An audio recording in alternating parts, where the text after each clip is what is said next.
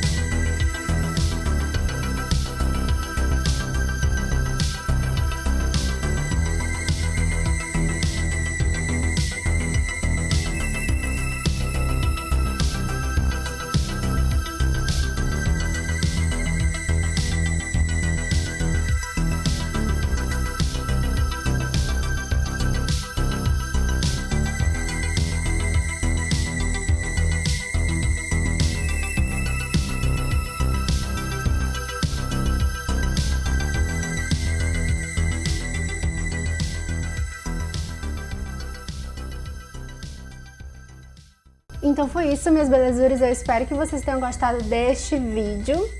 Eu gostei de todos os produtos que eu usei.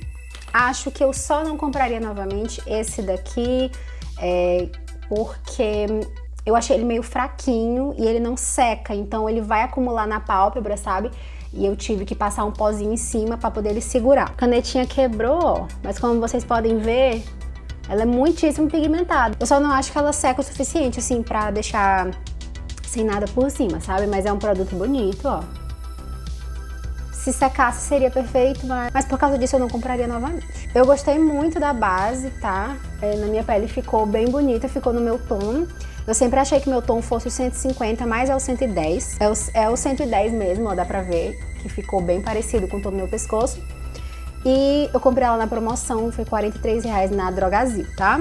E o meu produto preferido do vídeo de hoje foi essa paleta Blush and Bronze aqui da Avon. Eu amei as cores.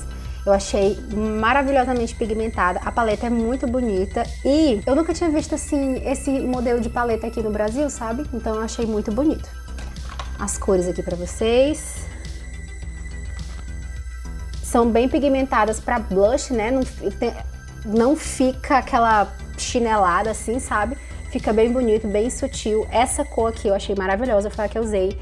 E o iluminador também eu achei muito bonito, olha só. Foi só isso que eu usei, né?